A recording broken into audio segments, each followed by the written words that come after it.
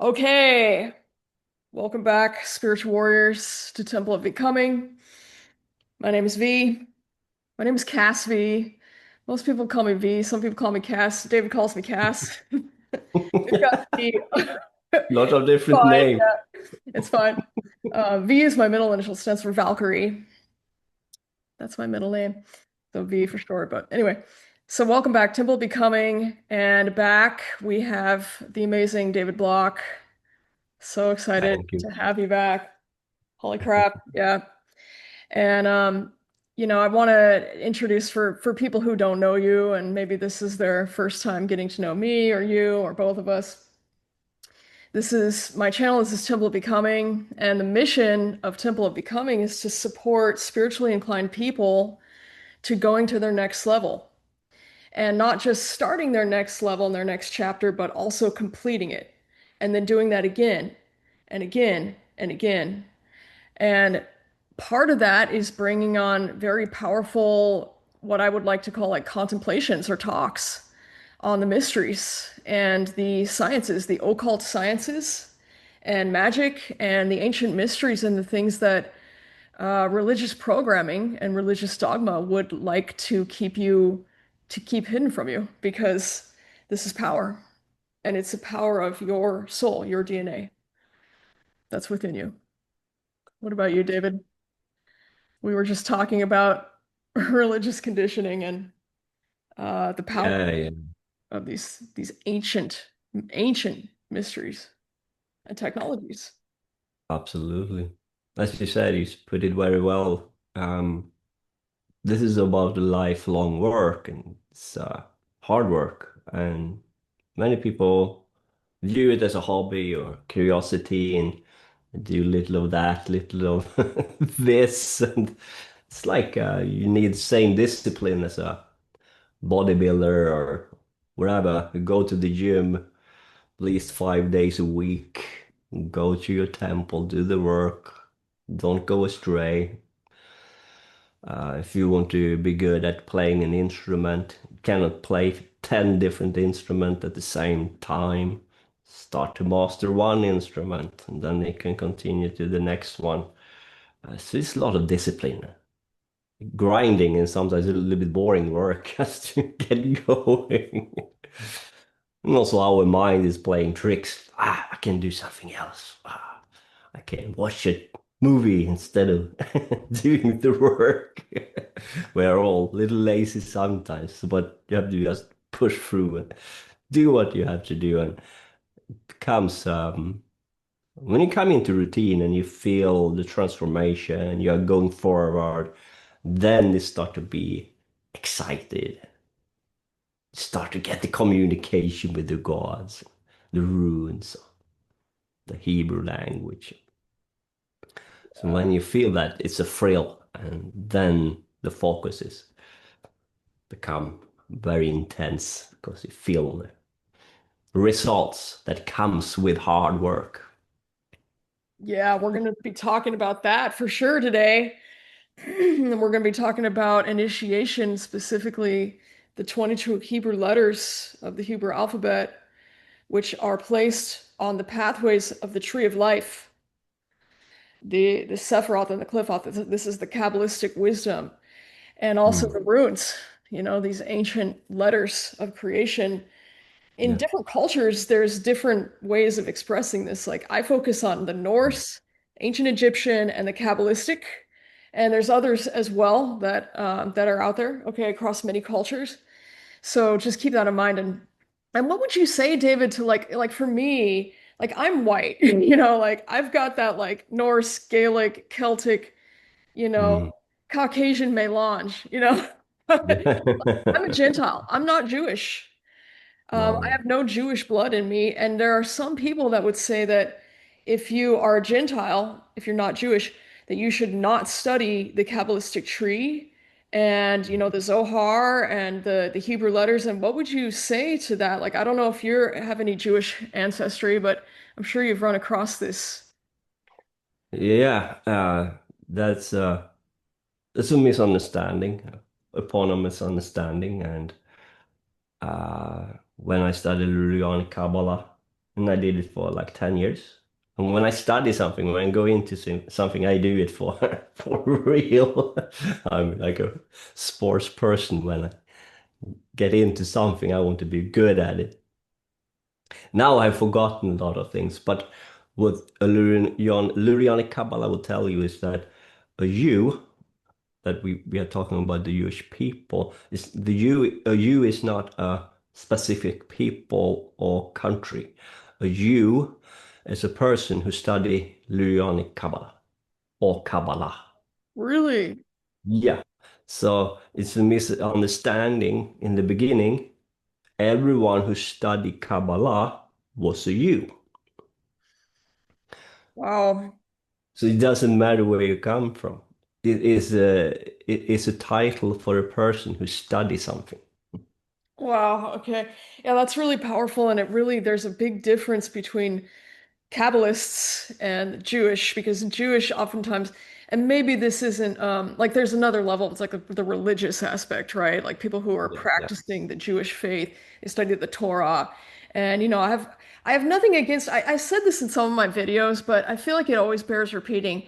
I have nothing against religion itself, and maybe David, you disagree with me, and that's okay. But it's the programming and the dogma and the Mm, conditioning, what I call religious conditioning, and mm, especially with like things like politicians and like the powers that be, right, of the planet Earth that would really love to just leverage this type of conditioning for socio-political aims and different mm, mm. personal, maybe sometimes selfish aims, and keep Yeah. people in fear. And for Mm, us, we have Nordic ancestry, David, you and I. mm, And mm. even though I was born in the US, I've never been to, yet. I've not yet been to Sweden. I'm gonna come and visit you.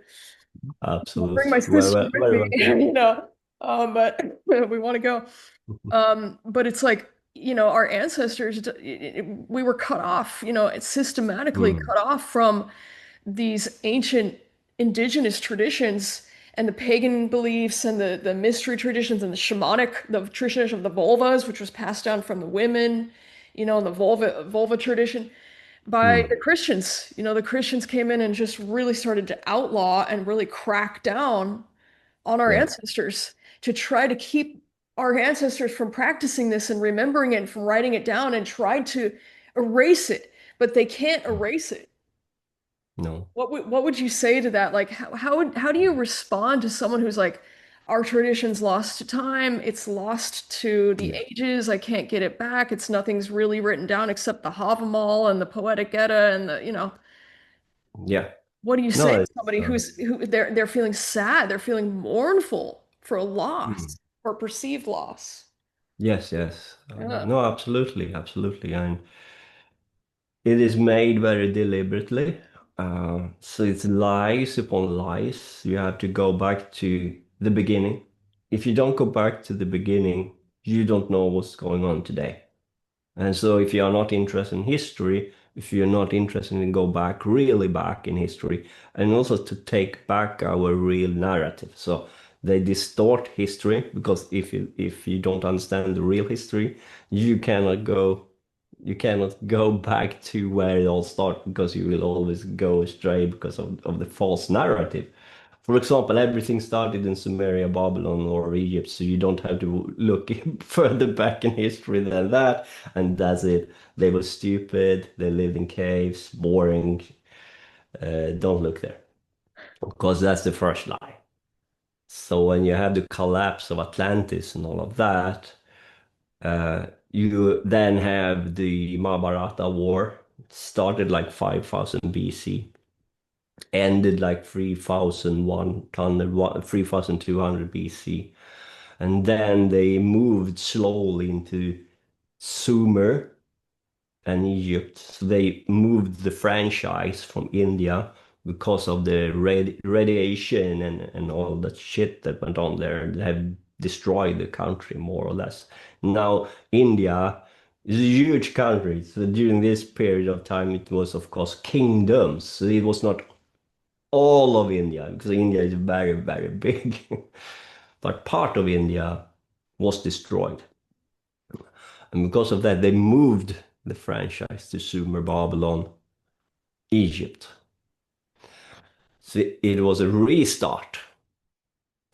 So in Sumeria and Babylon, this Lurianic Kabbalistic tradition, not Lurianic Kabbalist, Kabbalah tradition started. Let's say it like that, with Abraham and all of that story of the in the Old Testament. So Abraham was the first Kabbalist,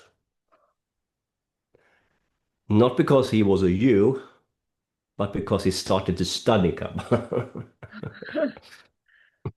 Yeah, it's powerful what you're saying. Like this history, I mean, you know so much. You know things that I've never ever heard before. And I've said this in the last video. Like when I first started watching David's content, it just blew my mind open, because I was like, oh my God, this dude has access to like Akashic record level of like wisdom that's like, wow, I've never heard this before. And it's powerful because even in this, like I've been reading some of this book Yeah. and studying on YouTube with the Zohar and getting into the Zohar because it's like as soon as I picked up this book, I think it was the first moment I started reading this, and I had a dream of having these different like demonic and angelic powers like moving around me. Like there are powers in the universe that are so ancient, powers of creation and destruction, and they are part of us. They are here to serve us. Mm, They're not to be afraid, not for us to be afraid and shut them off, but for us to open the doors. mm, And the first line of this book by Rav S.P.S. Berg is mm. Kabbalah is the spiritual heritage of all humankind, period. Yeah. All Yeah. humankind. And it's crazy. Like after the last time we talked, which is exactly 2 weeks ago now, just about Mm. told you Yeah. this on a voice note, but I feel like it's so important to share this with our viewers, like the Yeah. power of this, that what this can awaken. I started having this feeling of this really intense desire to see some of the illustrations from the Zohar. Because if you see Mm. pictures, I don't know if you've ever looked at it, David, and I don't know if they show you in like Lurianic Kabbalah, like how your studies went, if you looked at some of the Zohar. But the original scrolls, like there's pictures of just the Hebrew letters just winding around these shapes and these different, like, Mm. just, it looks like this map that's like, what the heck? Like, how high were you? Like, you're just like, what is this? You feel it. You feel the writing, and there's these images and these drawings and these maps and the Sephiroth and all more Sephiroth and like several trees and the cliffoth, the clipot in Hebrew. And I started like wanting to see these, but I couldn't find them. I was on like Google search, looking at images. No, no, no. And then I saw a little picture of this book. Yeah. Yeah. This is a book by Ben Shahn. It's called The Alphabet of Creation. These are actually the Hebrew letters in kind of an abstract, artistic way. I don't know if you can tell Yeah. that. Beautiful. Kind of like a Dr. Seuss kind of artistic design. And I was like, what is this? And it had like pictures of the drawings, the illustrations, and it's kind of like a simple book that any like a child could read this and grasp this and treat it like a mystery text that's like kind of fun, like has these really beautiful images and it's not a very long book. It's just about that thick. And I Mm. was like, what is this book? And I was like, oh my God, I have to have this. And then I started having it. This was in the space of maybe like, I don't know, 20 minutes, y'all. Like I started having this intense desire, like burning in my heart for this book. And Mm. all I could find it for online was like $100, $150, $200 US, right? And I was like, oh Mm. my God. And I started being like, I have to have a copy of Mm. this book. It's out of print. And it got to this point where I was like, I almost like it was like burning. It was like very physical, and I was like wailing. Like it was like coming out of me. I was like, I couldn't stop it. Yeah. And all of a sudden I saw a copy on Amazon for $12. 12 in the Kabbalah, the number of all good things. $12. And I was just like, oh my God. And it felt like it took me 1,000 years to put it in the cart and press buy, but I was just like going at my regular pace, but it just felt like like I couldn't have it fast enough. Like the burning Mm. desire was so intense. And I was like, oh my God. And it was right after we had talked about the Hebrew letters. Mm. And I'm an Yeah. initiate, I've worked for the Sephiroth and the Clipoth, but this is Mm. like, again, there's always another level. There's Mm, always another level of spiritual warriors. And I love, David, how you talk about going to the gym and these metaphors of like continuing the practice and having this discipline and this focus to continue forward, because that's what we're here to do. It doesn't mean we shouldn't rest sometimes and integrate. We have to be balanced, but mm. we're not meant to just initiate one thing and, oh, now I'm good. Now I'll just, smoke some pot and I'll just, like I whatever. can Let's have even do some the good chips. stuff. Yeah, let's have some some chips and some, I don't know, some ice cream. Yeah, I don't need to think about, the mysteries anymore. And no, oh, where, Lucifer, where's my kingdom? Well, I opened all the spheres. I opened them all last. Where's my $1 million? It doesn't work like that. Like it's not like some movie where you like make a deal with the devil or an angel or No. someone God comes down or this is about like really like opening up your own self deeper and deeper, deeper and deeper levels. And we just keep Yeah, going. And we become better. We become better. We become better. Yeah. absolutely. No, it's wonderful. But this is the thing with the first off, it's very good to study the Hebrew alphabet, Kabbalah, and all of that. I'm not saying that you shouldn't do it, but there is one thing that, and there is a reason why I started to study Latin path and go that way. But it doesn't mean that you shouldn't study Kabbalah and the Hebrew alphabet. But there are layers of truth here. So the Hebrew language and the Sanskrit language is the two language they used to animate the matrix we are in. So they use this language to create this bar or this, some would say prison, but it doesn't mean that it's evil, that is negative. No. It's very important to study and understand where we are. Because if you don't know where you are, you cannot make your next move. So the first step is to understand where you are at. Is because if you have the wrong idea from the beginning, then it doesn't matter what you choose to do after that, because your aim will be off. So I highly recommend you to use the Hebrew and also meditate on the language, because every Hebrew letter is like a sigil, so you can use them to have a result. And I have used them for that end, so I know it works. It's not like only theorizing, and that's the difference between knowing and theorizing, gnosis and theory. I have used the method, so I know it works. I know that the Hebrew language can help you to have results within the matrix, wherever you want to call it, where we are at in the material. But it will not help. It will in a way help you to go beyond it, because that's the first step to understand where you are, and after that step you can transcend it. Yeah. But then you need another method after the Hebrew, or you will see them as the language of the light, and now you also need the language of the dark. Ooh. Okay, so let's talk about that. What would you say is the language of the dark? Yeah. Now, the runes are a language that will spiral you out of the matrix. That's the experience I'm having too in my runic initiations. Yeah. So if you use them correctly, but the runes are more like the language of Mother Nature that the grid have taken over. So the Hebrew language, the Sanskrit, is really a language that grounds you in an artificial construct. The runes is what spins you out of that construct and take you to the natural, the dark, the chaos, the Mother Earth. But for example, if I get sick, if I need something in matter, then it can be a good idea to use the language that animates that reality.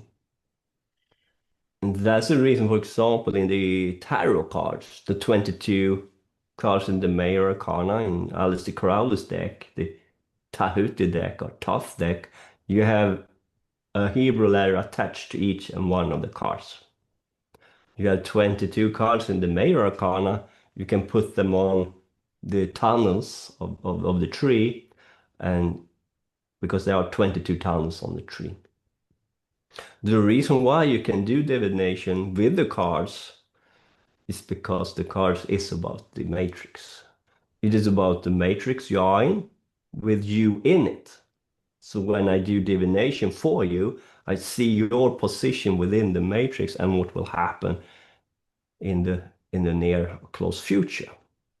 Yeah. If that wouldn't be true, if you say, we are not in a closed system, we are in a natural state, chaos, then you cannot do divination. So you cannot have it both ways. If you decide that the tarot card works, if you decide that you can do divination with the runes, then we are in a closed system. Otherwise, you couldn't. Otherwise, it would be chaos. You cannot predict anything Mm. in an unpredictable reality. Would you say that initiating the clip-off, initiating the inverted runes, initiating the tunnels of Set, right, the dark side, which I feel like just from my studies so far are connected to the dark side of the letters, Yeah. basically. Like everything has a light and dark side in this matrix. Would you feel like initiating the dark side, the roots, if you will actually help you to learn how to better leverage and perfect your usage and your lucid awakening in the tree of life, the fruits? Yeah, so the sad truth and the reason why I left the Lurianic Kabbalah studying in the end was that if you are Lurianic Kabbalah, you're not supposed to go to the other side at all. Oh, I didn't know And that. then it becomes a trap because then you only work with the light. Yeah. And I felt stuck in that system. Wow. And my gut feeling was correct. Wow. But it doesn't mean that the Hebrew letter is not a good method that you can use.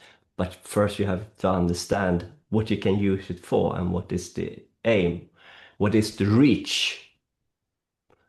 If you want to go beyond the light, you have to go to the cliphotic, the tree of death, the tunnels of Set, uh, and but as you said there in the book, they're talking about the dark side of the now it's the one who have written that book is like at least pointing you Oh, to yeah. the truth that there is something behind. That's very interesting. It is. I mean, it's directly from the Zohar, this story, this Yeah. tale.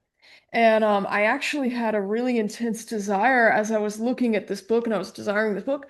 I also had a desire for a specific letter that was mentioned on YouTube. I've been looking at YouTube and just learning from some of the Zohar teachers of the Zohar. And they Hmm. talk about the letters. I'm like, wow, that's really, there's a lot of, there's math that goes into these letters, Hmm. which is Yeah. like a whole other level. I mean, it's just very, very complex and very esoteric and it's a science in a lot of ways, It is. math and science. And we know this in the Enneagram. If anybody, I don't know if you've studied the Enneagram, but this is also math. This is have you seen this symbol? Yeah. Yeah. Yeah. This is also connected to the Kabbalah and Yeah. the tree. And we can talk about that too later. But Yeah. anyway, so one of the teachers on YouTube, he's talking like, well, the 18th letter of the Hebrew alphabet, Zad-He. Zad-He. This is the 18th letter of the Hebrew alphabet, and it's actually connected to the number 666, which sums to 18. So Hmm. when people say, "Oh, 666 is evil," no, it's actually the number of blessings. This is Hmm. a letter of righteousness. And this the parable goes, when the letters Adhe presented himself, saying that he stood at the head of the word Tzaddik, the righteous one, God replied, O letters Adhe, you are good and you are true, but it is you that will stand for Zarot, the misfortunes of Israel. And Zadhe went away. So every one of the letters has like a light side, and then it's also called out on its dark side. It's Hmm. creation and destruction, the mysteries of creation Hmm. and destruction Yeah. woven into each one. Yeah. Interesting. And that's the same for the runes. Yeah. And yes, the number and Mm. Hebrew and runes and all of that, it's a big misunderstanding. So a better, I think a better way to view it is that there is a war over number and its meanings. So this 666 business can both be a good thing and a bad thing. So for a certain types of humans who want to control you, we don't have to give them names. I'm sure Because we can other, all it's conspiracy, guess it's a few, conspiracy. right? Yeah.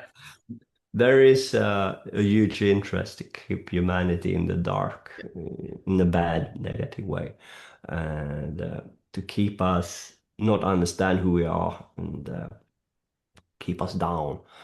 For them, 666 is to connect us to the matrix or to the system. So another way to view it is that 666 is your body and what's inside your body. So they want to connect your body to the system, 666, the beast system. And now we come close to the movie Matrix. The one who made the movie Matrix was had probably downloads. Uh, But if you understand that the 666 is also the black sun within you, meaning as long as you don't allow them to take your 666, you can connect your 666, your black sun, to an external source. So the message here, don't let them take your spark, don't let them take your black sun, because if they do, they will have you in matter forever, or a digital prison, as in the movie Matrix. The movie Matrix tell you a lot of things. So I don't know how dark you want me to make this, but All this to let's say like no. let's say it like Let's this. go there. Yeah. Yeah, so let's go there. So you have Madame Blavatsky, yeah, Blavatsky, you have Rudolf Stein talking about the eighth sphere. Eighth sphere is really a digital cloud. So it's a system that will you will end up as a digital file in a digital cloud, because uh, what they want from you is of course energy.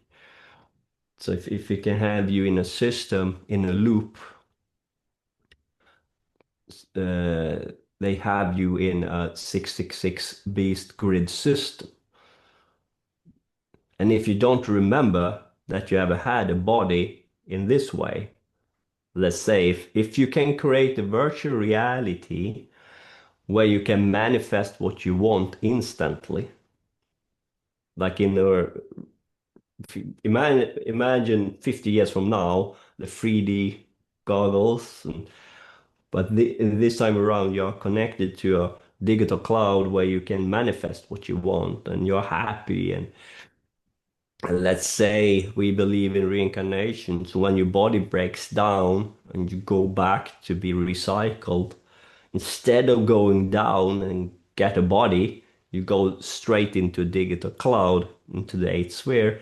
You will not remember that you had a body in a material, in a so-called material world. Now they have created out of the matrix we are in, they have taken you to a simulation.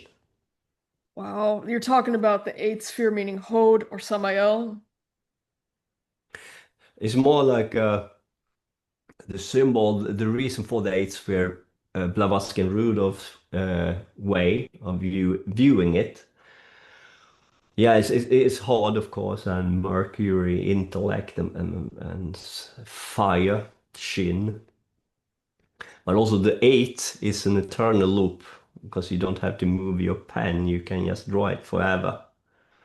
And it is about the sun because the sun is making an eight loop. If you take a camera and put it in the same place for a year and you take picture of the sun, you will see it makes an eight, meaning that we are living in a loop prison. It loops itself, and it's a sun simulator matrix. So if you end up in this light, because this is light, this is heaven, this is the Eden.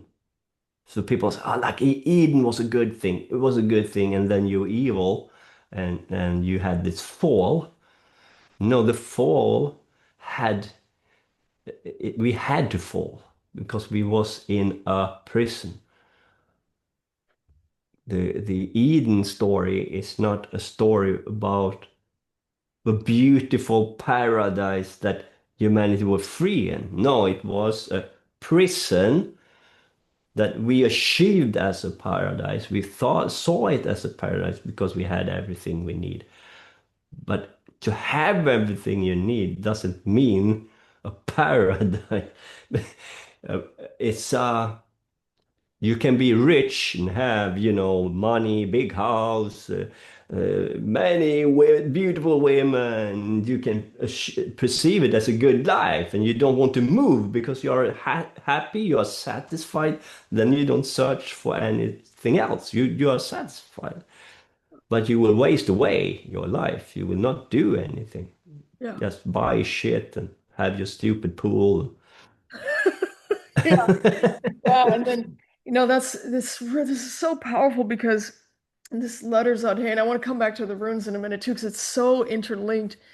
This letter Zod, hey, I feel like the teacher I was listening to, he's like, it's like an image of a man in like a fetal position, helpless. Mm, Like this is like the dark mm, side of it, right? Like in the fetal position, curled up on the floor, can't get up, yeah, helpless, crying out in prayer to the Divine Mother, the Shekinah, for help. Like yeah, we are reliant upon the Divine Mother, the giver, the source yeah, for help. And it's the blessing of going into the dark side of these esoteric things, these aspects, whether it's the yeah. runes or whether it's the Hebrew letters or Mm, the Qliphoth, the shells. Going into these dark places, the blessing is that we fall so that we can then rise awakened and be like, now I understand what, if I go into mercilessness, for example, now I really truly understand mercy. Without understanding mercilessness, and yeah. you cannot fully embody mercy.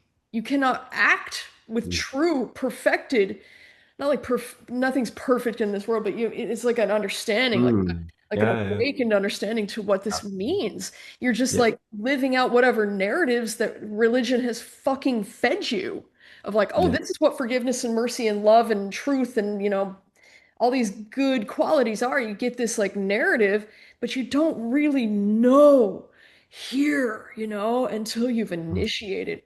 And that's yeah. this is like with the runes too. Like first people have been following my story, you might know, and I might have mentioned this, David. Like I initiated the Sephiroth in 2023 and didn't enter the Qliphoth until 2024. Mm, mm, About the sorry, yeah, 2024. And then I spent until like mid 2025, maybe like August 2025, September, in the mm, Qliphoth. So it was like mm, almost over a year and a half in the Qliphoth. mm. And now I'm in this they call it like post-Qliphothic initiations or trans-Qliphothic initiations, or some people call it the apocalypse, going beyond, right? Yeah. And I'm really finding that there's this massive paradox. You enter like a liquid world, like a liquid state, Mm, a mm, place where there's just no definition at all.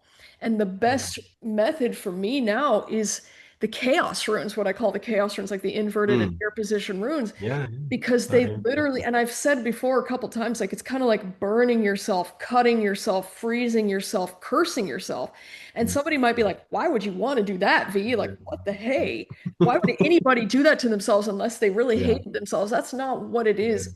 A better way to say it is maybe like I'm melting down the last of the constructs, the last of these shells in a way. Like Mm. I'm melting down my own code, like going all the way to the ones and zeros, the source code, so that Mm. I can really understand what I am, like, and the gift of like right now I'm working with inverted and mirrored on Zeus, which is I'll put it on the screen if I get a chance here, but or you can look it up on Google. ANSUZ, I believe it's spelled in ancient I think it's ancient Old Norse and also Old German.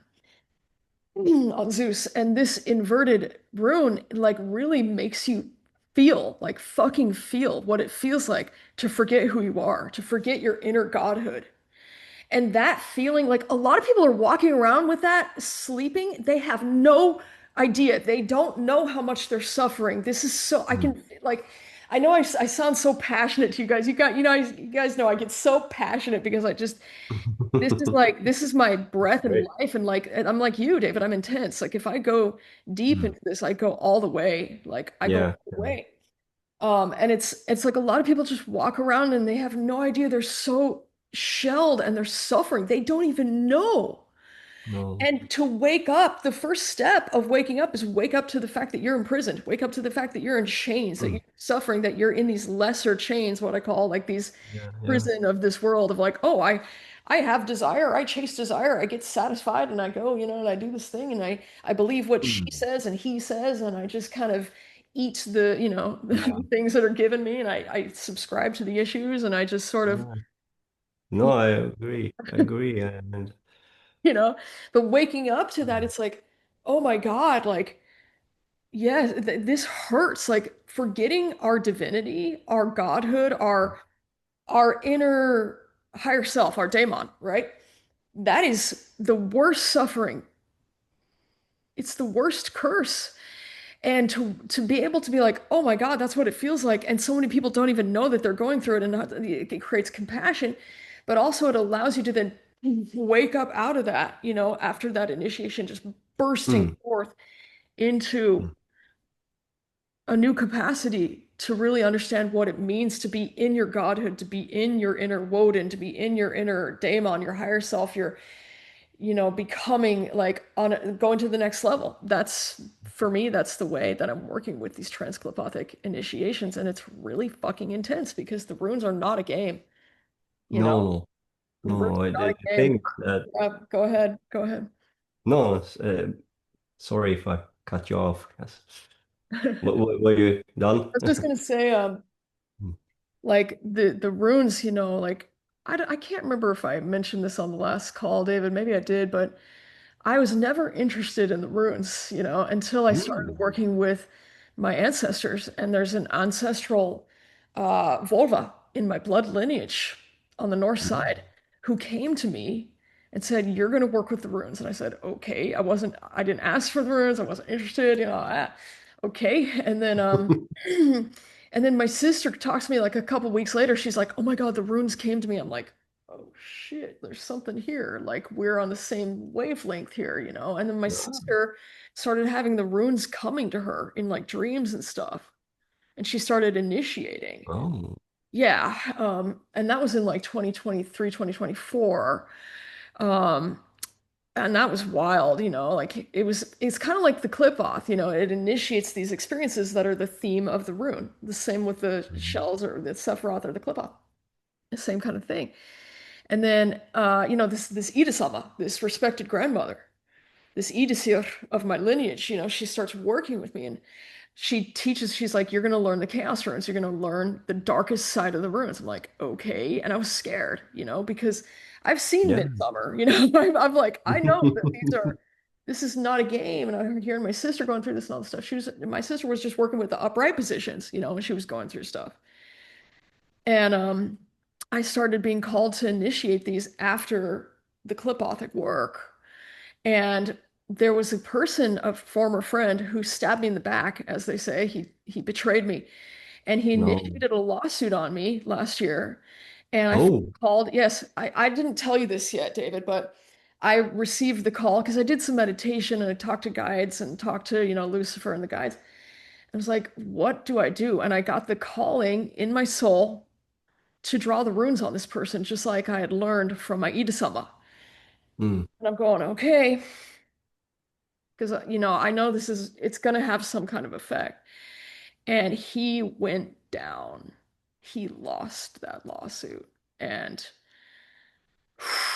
and I don't, it's one of those things that's like our ancestors talked about, if you initiate this, you should, if you're going to draw these runes, you should know, what, this is something that you initiate into, mm. that that it's not something you just do, just, oh, let's see if it works. Mm. They're living, they're the secrets of creation and destruction. Yeah, yeah, Yeah. for sure. Yeah. Yes, it's a lot of things is happening when you start work for real. And I'm sure everyone knows some some assholes, but it's like when you start to work with the runes or the cliphotic tree, people start to react to you a little bit differently, maybe because you vibrate differently, your body tempo. They feel something is different with you, wherever. And I've seen both fascination, like who the fuck are that strange person? And sometimes people just want to stab you in the back for no reason. It could be good friends. I've lost so many good friends, disappointments, betrayal. Uh, and I think it's a way also for the runes, the Cliffords, to get rid of these people. So I'm not only see it as a negative thing, as these people need to get away from your life because you need to focus, as I said before. Many people caught up with others, get caught up with other stuff when they do this work and have excuses not to focus. And that's, as you said, you need the right focus, willpower. This work has to be number one priority in your life. Otherwise, you will start to get lost in work, relations, like friends. Nothing wrong with have a partner and all of that. I'm not saying that at all. But if my I think if you have friends, make sure they are real friends. And it's also good to have friends that work with themselves, transform and move forward. And also they should work according to me, because if they are new agers and all of that, no, I don't trust these people. Sorry, because they try to avoid the darkness. It's like I want just to be in the light and dance around the fire. Now you have to go into the fire. You're, you're dancing around the fire. You're avoiding your inner darkness. And therefore, I don't know what will come out of you when you lash out at me. Because it's so much programming in these people they have no control over. And they don't want to confront the programs within themselves. So you know that these programs within them will come after you when you go forward. So it doesn't mean that you cannot have any old friends or whatever, but don't have too much like view it as it is and be careful. That's all I say. If you are sincere with your work, be sincere with your surrounding as well, or you will fail. And that includes your friends and your relations. Yeah. Yeah. Hmm. I hope it makes sense. It does make sense, it's like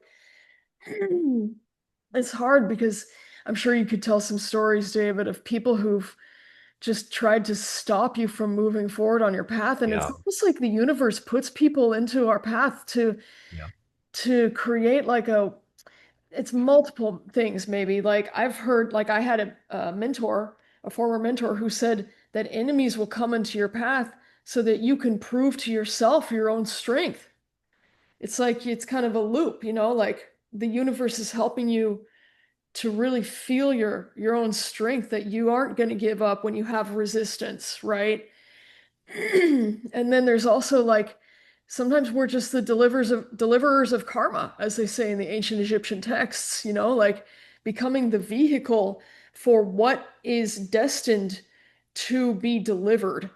Some people they deserve their karma, like, Yeah, yeah. and it's not like we're sitting here being like, oh, we're gonna curse you, and oh, I don't like the way your No. face looks. And don't do that. Like, don't do that. That's bad karma itself. It's like there's sometimes it's like it's just time. The universe is like, okay, it's time for this person to pay debt, and we may not even know. Hmm. Like not even know what their karmic debt is, but it's almost like this connection with the body, especially the unplugged body, if we're going to call it that, like the unplugged, initiated body, especially with this negative polarity, this really strong counterclockwise inward pull that really takes you into your body temple, like you talk about this body temple. This is our instrument. And in Hmm. my experience of the negative polarity, and I would love to hear your experience too on this, David, it gives us the ability to go deep into the instrument in a deeper way than a lot of people can really go, to feel everything so Yeah. sensitive. Like it's almost like there's a paradox between feeling like a warrior and then feeling like a child, like a tender child, just totally in touch with this divine feminine, this dark mother, Hmm. chaos, the black vacuum chaos of space that is the most of the universe. Hmm. The Hmm. the light is just a small percentage of the matrix itself. Most of the universe is darkness. It's the Hmm. dark Hmm. mother holding Absolutely. this egg, right? And Hmm. a lot of people are scared of her. Yeah, And yeah.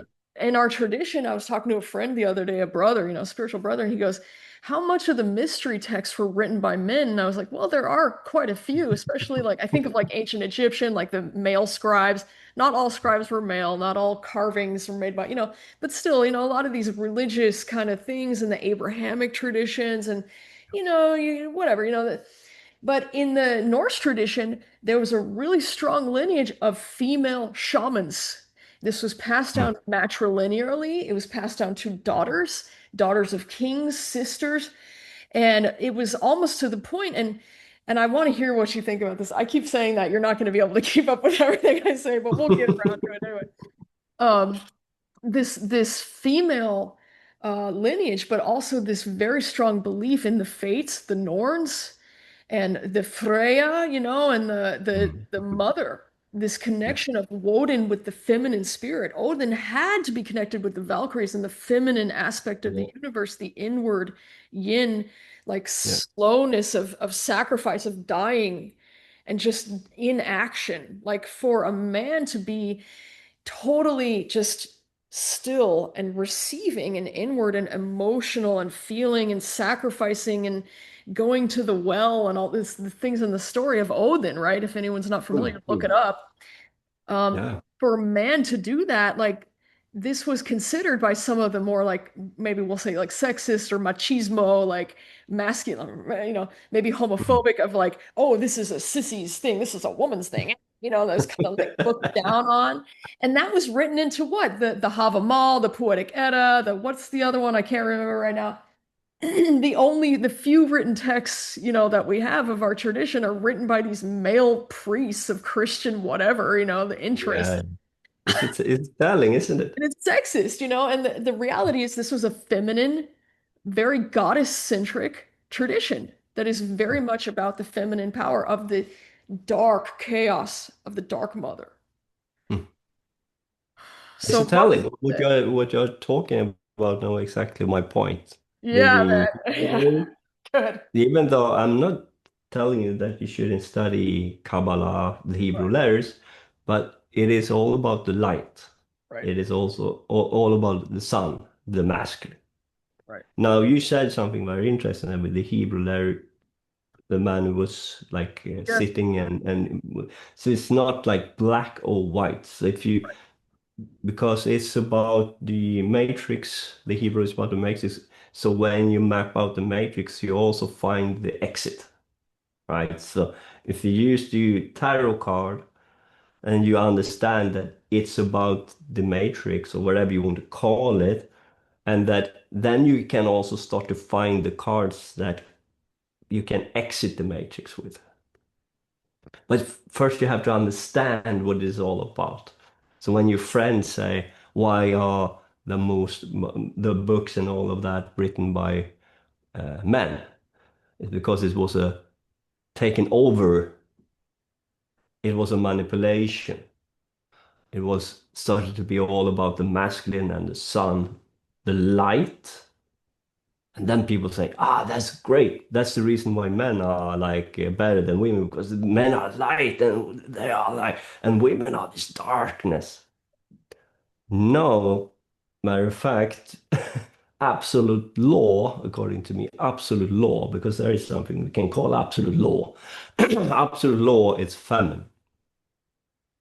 So the you have no right to, for example, destroy Mother Earth. There is boundaries to your freedom. So the feminine are absolute law. So if you want to deserve freedom, you have to understand absolute law.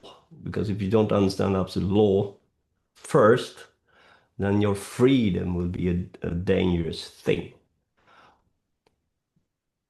So we are not allowed to do whatever we want. So the only force I obey is feminine. Mm. Wow. What would you Because say to, that's the boundary of my freedom. And if you don't understand that, you don't have the wisdom that has to go with power and freedom. Because to understand that even freedom had its limits, yeah, otherwise you become a danger. that's a very Binah thing, this wisdom. Yeah, This Binah, that's the mother, the dark, exactly. the black sphere. So Even in Sephiroth, there's a black sphere, yeah, the feminine, where, and then the light, this carbon, this gold and black, heavy exactly. metals, she's just this concealer. And then it filters, even that is light, it's condensed, and then it filters through the prism of the abyss into this seven, the colors of the Roy G. Biv, of the rainbow, these seven spheres of just shimmering, but first it has to come from above through the mother. Yeah, and you said it, and there you have the duality here. And Bina is the great sea, the great mother. Uh, So why of attribute Bina to Saturn? what was the Because question? the matrix have taken over. So we are in a closed system. It's Oh, like, yeah. so you have to go to the dark side of Bina. You have to go to the other side to go from light to the darkness. I was talking about my ritual service that I offer through the Temple of Becoming, and there's a real strong pattern that I've seen with people who've gone through the ritual service with me. I don't know if I've talked about this with you, David, but I offer this ritual service that's planned out over the course of a year. Every month I do another part of the ritual. And when people join, they get this like program. Every month I do this. All they have to do is sign up. And the pattern I've seen is that the people who get the golden chain, who actually purchase the golden chain from me, and they either wear it or they put it on their altar and they use it in some way, they touch it, they meditate with it, whatever. Those are the people who get the most benefit from the ritual. And I've realized, I think that's because I put the chain into this concoction I made of sacred herbs and the sigil of Lucifuge Ruffalcale in the ruler of Binah, the demonic ruler, archdemonic ruler of Binah. And it sits in there like absorbing that energy of Lucifuge Ruffalcale, that Binah energy, that blessings. This is the mother Hmm. energy, the blessings Yeah. energy. And those are the people who tend to get the most out of the ritual. Those are the ones who text me and say, like, I got a raise at work. I had a breakthrough. They start getting more clients. They start getting more, a girlfriend. They get all these things happen to them. Hmm. And I'm like, there's something to this energy. And Hmm. it's, I mean, there's just so much I could say. But this is a lot what I'm learning like deeply in my body, like through my initiations with the runes too, is like Woden himself, like had to have this really intense connection with the mother. And that's not written. That's not really written anywhere. That's not really talked about in a lot of the, traditional like this is cool, yay, Norse, Woden, ah, we think the warrior, the berserkers, and the the ecstasy. But there's another side to this archetype that is like he is the masculine who needs the feminine and vice versa. It's like this Yes. connection, and this is understood in the mystery traditions. We hold all aspects. We hold the feminine pillar, we have the masculine, we have the middle pillar. We have all Exactly. aspects in us. Yeah. And Yeah. So, someone who just wants to, no, I don't do the darker, no, I don't do the lighter, no, I don't do feminine. yeah, yeah, yeah. No, And if you're rejecting any one aspect, you're cutting off a part of your power. yes, yes. So it's exactly what you said. It's important to have balance here. So I'm not saying that you should react the masculine. You need the masculine very much. But what I'm saying is like, okay, let's if you want to understand where you are at, first you can first understand Hebrew letters, light, and then you start to search for either you will feel like, all right, this light, this prison, this matrix is all I crave for, and I don't want anything more. Many people don't do that choice because they don't even know where they are at. They just go about their business and then they die.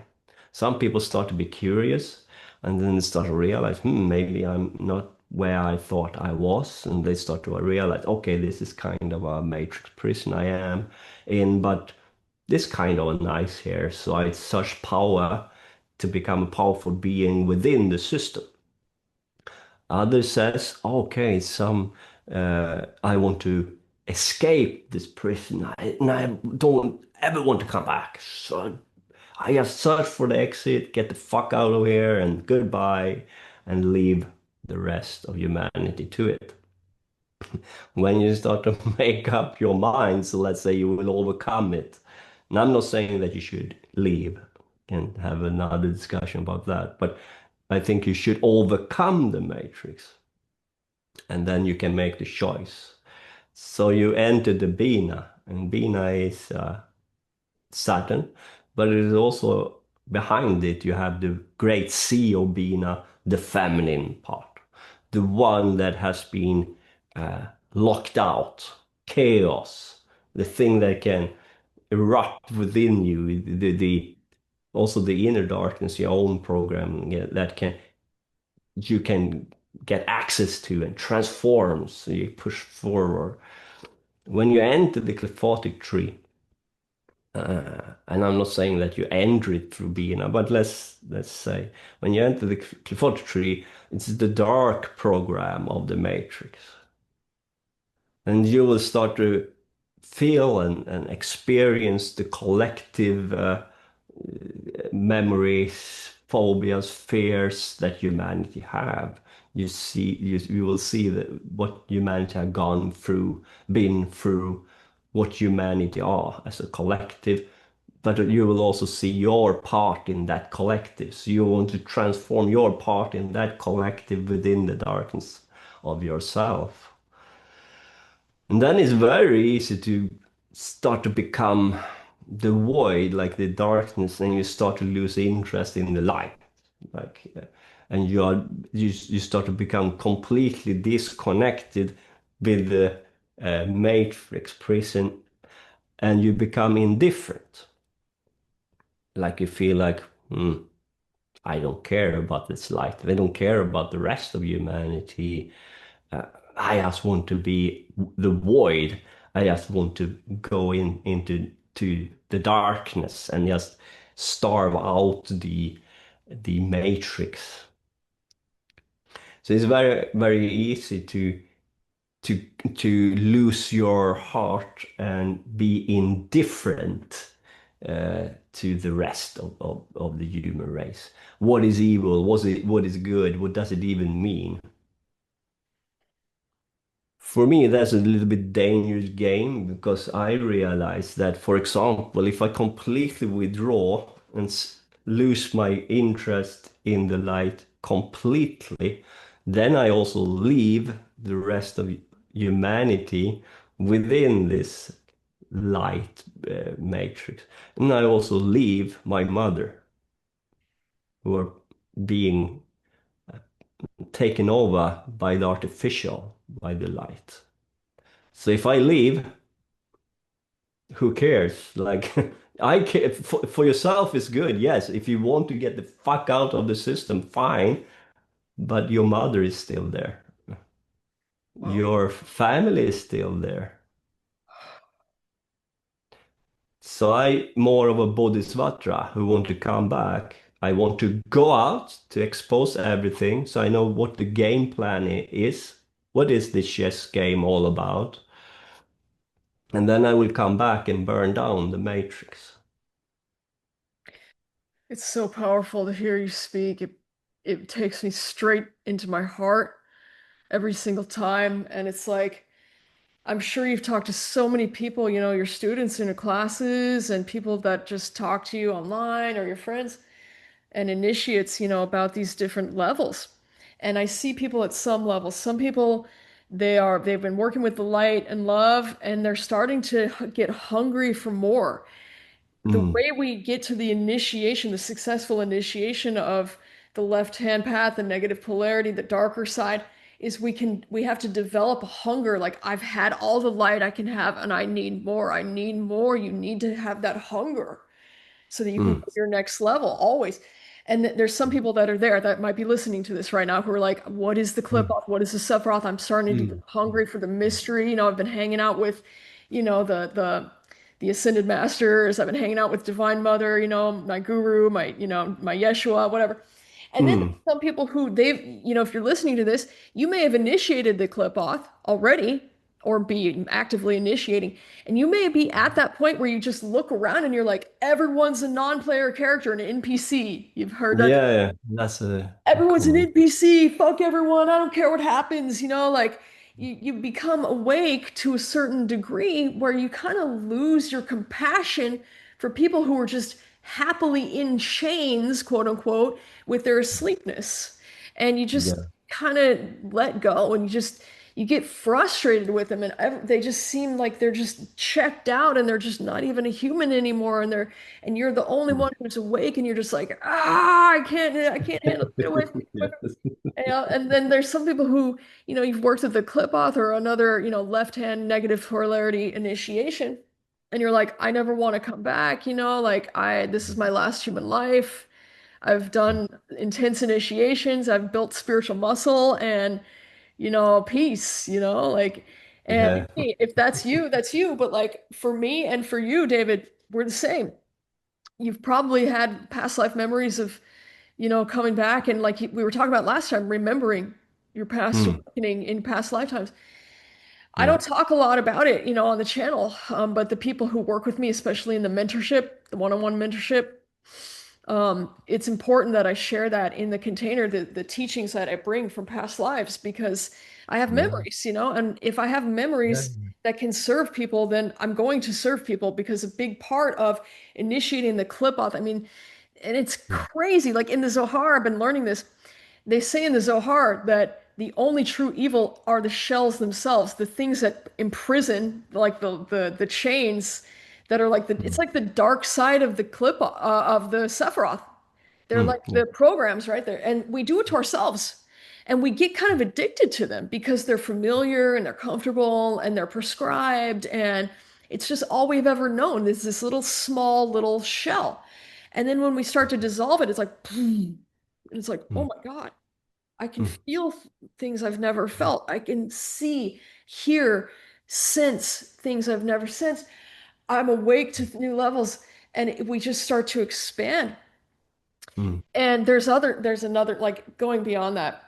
there's another level. I think all these things are steps, and wherever you're at, it's a step. Even the step of like, I am the son of Lucifer, I am the daughter of Lilith, I am the spouse of Lilith, I'm the spouse of Lucifer, I am Yeshua, I am this, I am that, and all of these are just steps on the journey. It's okay. If you're there, just recognize, okay, just feel it totally, like let yourself go there and recognize that you're moving through another step and there's always another level because you know what, you get to this other level where you're like more like a bodhisattva, and this is why I talk about Bodhisattva Kshitigarbha. If you've never heard Mm, me talk about him, look him up. I think it's Ksitigarbha, Bodhisattva Kshitigarbha. He's well known in Chinese and Japanese Buddhist practice, but he's like basically an archetype of a bodhisattva who's lived so many lifetimes as a human being that his heart has been broken open so many times by seeing horrible things happen to people and going into the pain of what it means to be human and to go mm, through the forgetting process and like the pain of forgetting who we are again and again and seeing people suffer from their karmic debt, right? And the sufferings of mm, the hell realms basically of this like place that we come to, which is it can be very hellish here on earth. It's suffering to come to earth, you know. We mm, always everyone suffers, no matter how rich and privileged you are, you're going to suffer in some way. And seeing this, like even the richest, most famous people still sometimes want to yeah, unalive themselves, like it's just the yeah, suffering is real. And seeing yeah. this again and again and again, lifetime over lifetime, this compassion that's just so deep that it just starts to catch this fire, this soul level fire of like, I will come back. And even in the ancient Egyptian mysteries, I go Mm, wherever I wish. My ka mm, will travel wherever I wish. My astral body, my remembrance of my form will travel wherever I wish. We can come back. We can go to the Klipoth again if we want to. We can go to the Sephiroth again if we want to. We can go to the mm, Void if we want to. We can go to Da'ath. We can go. We can go wherever we want. We have control. It's conscious. If we want to come back again, then we come back. This is why I talk a lot about this, especially in the mentorship, and I have the ritual service, which helps empower this ability, on all the levels of the body. mm, We talk about these things in the content, we talk about these things on the channel, because this is the juice, of getting mm. to your next level, this next level. And Yeah. people say, oh, compassion, and it sounds so sweet and nice. And yes, but there's a side of compassion that's so fucking ferocious. Yes. It's beyond what we can conceptualize what compassion is.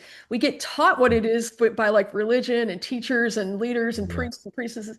And our mind's like, oh, that sounds really nice. But when you really feel it and start to experience how it works and how the demonic, specifically the demonic arch rulers of the Qliphoth, they want you to be free. They're not Mm. evil. If the only evil is the shell itself, and you have the demons melting the shell around you quickly, like boom, you're fucking free. What are you gonna do now, bitch? Like that's not evil. That's liberation, man. That's like ferocious compassion, but you have to balance it. You can't just sit there and be like, okay, thanks, God. Like let me just smoke some pot and eat some chips and like where's my mansion? Where's my women? Where's my pool? It's like, no, no, no. You have to keep doing the work. You're a spiritual warrior. You're here to be an Never example. ever, never ever stop. Yeah, never No, ever stop. Yeah. sorry. Did I cut you off? No, no, you didn't. I want to hear from you. No, no, never ever stop. And this is also the all the nonsense, and we have all gone into like stupid shit when we start to do work. Me too. So Yeah, you have to forgive others for doing the same as you the exactly. fucking shit you had done. But one thing that I have a very hard time with is people who give themselves like I was this, I was that. And I've done some of that as well, but the only interest I have is for the people who show up in the gym. The rest is fucking nonsense. I don't care. Yeah, just go to the gym. If you're here, you're not done yet. And that's all there is to it. And I have a lot of things to work on, and I feel that's the thrill. That's giving me the fuel. And I can promise you, that humanity will know when I'm done. God, I Because I will not go away. I will not go away. I will be here and I will come back. fuck yeah. And I will probably not be done this lifetime, but then in the next. Fuck yeah. And we have all done mistakes. And when we talk about the fellow man, yes, I call them the arbors, and maybe it's not a nice thing, but people think it's a nice thing. Like the Cain are supposed to be the evil ones, right? So I always say I'm the evil one. I'm the one who tell you the truth, shatter your pipe dreams, tell you to go into the darkness, shut the fuck up, confront the darkness. I am the asshole.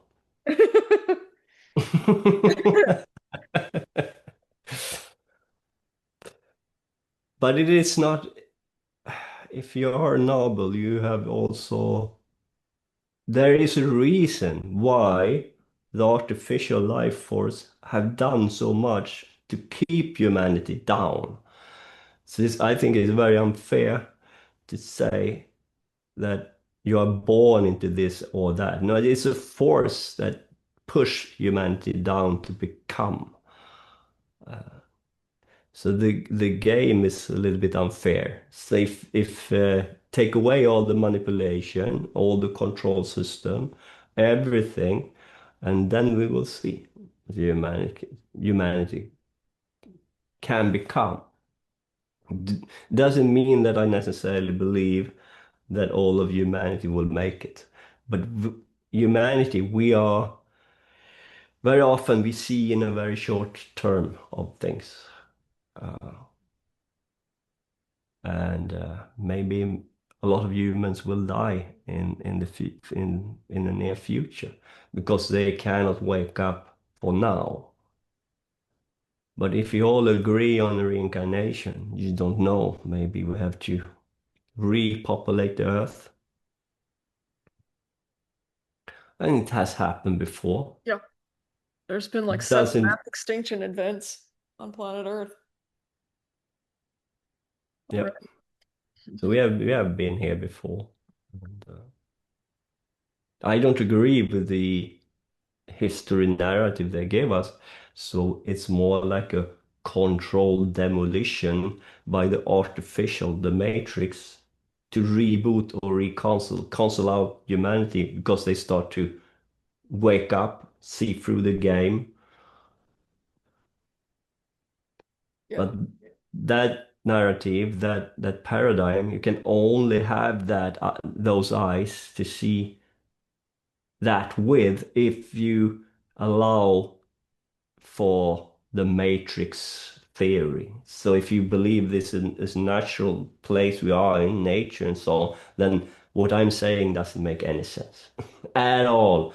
So Yeah. it's like if you're into science, nature science, you believe that, it's all of this is nonsense. Of course, that's the reason why you have to know where you're at before you can make your battle plan. What do you want now when you know this or when you think you know this, whatever you want to. But one thing that people make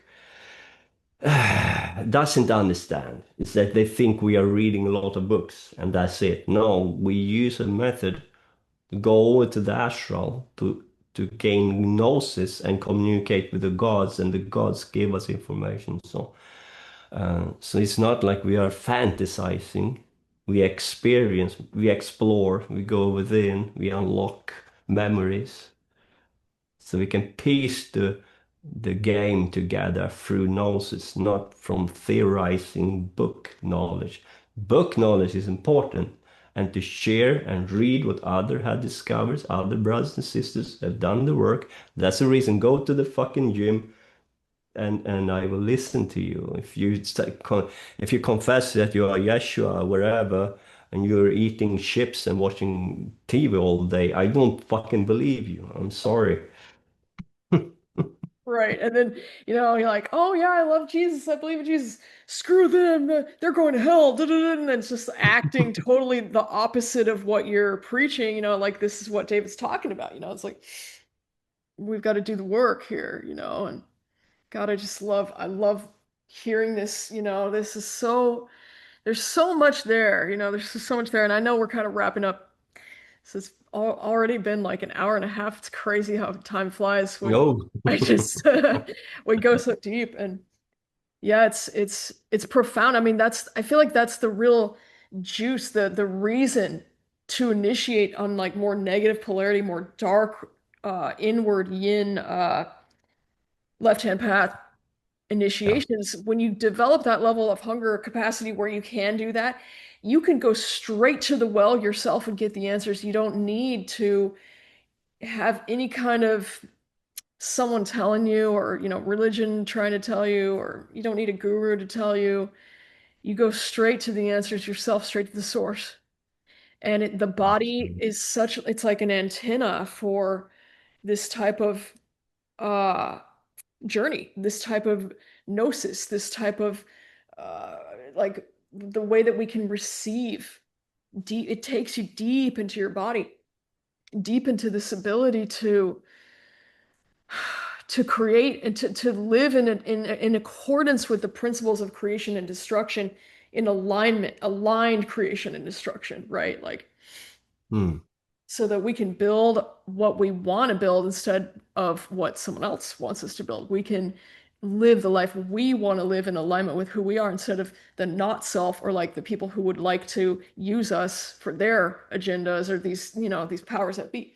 This is really like the unplugging from the matrix that we're talking about. And it's Hmm. the power of your heart in that, the power of your mission. Like, everybody's so unique. Everyone watching this, there's no one like you. You're a permutation. You're like unique mathematical permutation. And when we start to activate our codes, our unique codes, you're like a unique being that can just, like do something new, something that's never been done. But Hmm. you have to wake up to that. You have to say yes to that. You have to walk your path. And there's going to be a journey. It's not all like, roses and butterflies. It's a little bit of a slog, because it's the hero's journey. It's in Yeah. every mystery teaching, every myth, every god's story, every goddess story. They go through some kind of, pain point. They go through like a difficulty, a loss, a death, a something, and then they have to face the challenge, and they find who they are through surrender. This is the Enneagram, hero's journey. Really. Yeah. A You lot know it of well, David. I'm sure you know it well. I'm sure you could tell 1,000 stories, 10,000 stories of your own hero yeah, journey again and again and again, because that's who you are. yeah. It's who you are. Yeah, when I put my mind to something, I make sure I go the distance. But it has to be something that I'm interested in. So if they tell me to do something within, like, I have a hard time to focus on things like paying the bills and stuff like that, and ordinary life. That has to be done as well. You have to do both, right? Yeah. And when you go into the darkness, the tree, you become closer and closer to the void. It's very easy to become indifferent to all of that. What's the purpose with all of this? Uh, Nothing gives me thrill in the light anymore. Uh, Indifference to the human race. Like, who cares? What is evil? What is good?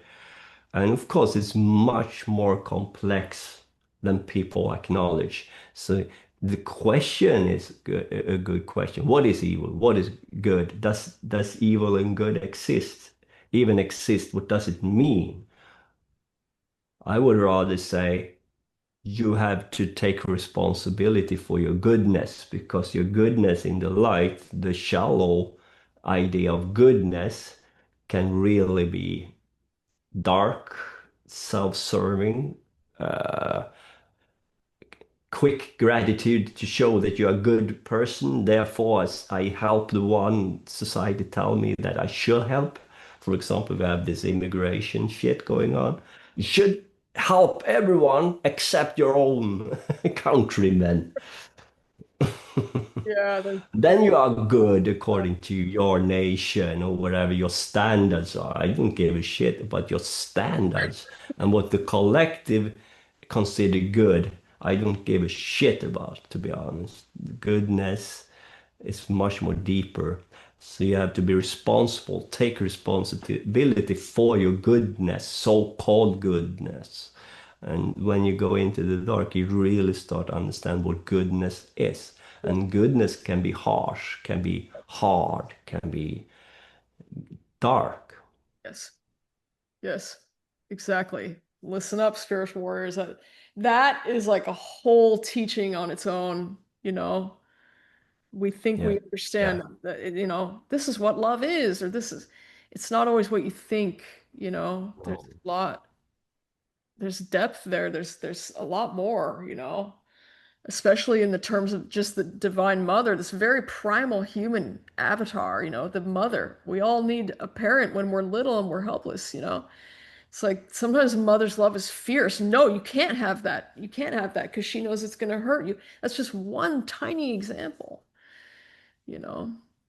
hmm. Sometimes it's the energy that breaks somebody out of their shell that they don't even know they're in, and they're like, you're evil, but you're actually helping them because you're just Yeah. reflecting something back to them. You're not even doing anything. You're just being yourself. I've had that happen so many times where I just talk to people and they're just like, "Ugh," and I'm like, I didn't even do anything. It's like I'm just like we're talking and I'm just being present and they get this you know, this reaction. I'm like, okay, I think this is a mirror effect right now. And you know, it's just another, all these things that you're like, I've done nothing wrong, you know, this is my path. Or in the example of my friend who, you know, I forgive him, you know, now, but like, it's like he basically tried to tell me that I was walking down the wrong path. And I'm like, Hmm. no, I don't, Yeah, I know all of that gonna, shit. not gonna listen to that. And, you know, got to move on. And it was just, you know, had to Yeah. go. Like you It's said, a, sometimes people have to go. They have to go boundaries, you know. yeah, absolute. Sorry, did I You're cut fine. you off No, again? you didn't. I thought you were finished. Anyway. Okay, so No, any it, closing thoughts here, David? Like, I kind of yeah, want, it's, yeah, speaking of evil and what I mean, yes, too. yeah, It's a wonderful child's story, and you should really read some of them because they are very telling and very easy, straightforward stories. This is the story about the emperor without clothing. So great. I maybe are familiar with that Yeah. story. So here you have an emperor, and he want new clothing because he want to look good. So he hire some people to do his clothing for him too. And of course, they don't do their clothing. They take his money and say, you cannot see the clothing, but it is beautiful, my king. It's beautiful shit. You take it on and confront the crowd, and they will share you, and you will be the most beautiful king. But you cannot see, like, don't you see the clothing? They are telling him, don't you see the clothing? Are you stupid? And he start to play along, of course. It's great. It's a beautiful clothing. So he takes them on and go out to the crowd, and everyone is cheering on, like pretending that he have this clothing because the collective just want to go along. No one will want to raise their hand. What the fuck is going on here? Climate scams, stupid politician you're supposed to vote for. And then a little boy, of course, point out that he's fucking his dick is hanging out, and Ah, he's naked. he's the fucking He's, evil one. yeah, That kid is right. the evil one Just who telling the truth. Like a breaks the child. spell of Right. the collective. Yeah. If you point out that your politician, all of them are corrupted morons that doesn't give a shit about you, you are evil. If you point out that it's climate nonsense, it's not what you think, you are evil because you have to show that you are a good person by paying up and you care about climate and nature. I care a lot about Mother Nature, much more than these people do. For me, Mother Earth is absolute law, but to play along in different good games, it's not helpful. Wow, what a great story. Spoken like a true teacher, you know, like just exactly what we are talking about. The words of the innocent children, you know. the truth. Become like a child, become like a child unto the mother, divine mother. Absolutely. So, That's how we will take back what's ours, is to be brutally honest. yeah, Now, you can be so sensitive in a sense. I mean, I know that if I point out some truth to the arbors, I know that they just want to attack me. So I choose to speak the truth to people who can listen. And I think people will start to has to wake up to a certain degree to have the possibility to break the good spells put on them uh, from society. It awesome. doesn't mean that you should be an asshole. That is not what I'm saying. The real goodness is much more uh, subtle and much more, uh, as I said, don't become indifferent. That's also dangerous. And we started this religion, and yes, the original Jewish faith was Kabbalah, and then they start to wrap it in religion, control and control and control and control, and that's the level they want the population to uh, look into. Uh, for example, the people in the Vatican, they don't believe it, they don't believe in that Christian nonsense themselves. The inner core of the Vatican is esoteric people who outwardly tell the ables, the people, one version, a very controlled version of the truth they themselves uh, believe in. Wow, that's interesting. That's like a whole other conversation. Wow, yeah, I believe that. So let us know if you have questions in the comments. Put a comment here and let us know if anything, you want to. I'll see if I can answer. And how can people reach out to you, David? How can they contact you and find you online? Yeah, thank you for all asking. Yes, I have a webpage, David Block, uh, esoterica.org, and I have a YouTube channel. I think the name is David Block. So. Block, yeah. Yeah. David Block. Block like building block, spelled like that. Yes, Yeah. where did he come from? Yeah, I have some relatives in USA, so Yeah. you have some blocks over there. I'm Oh, sorry for that. I'm yeah. sorry for those assholes. Uh,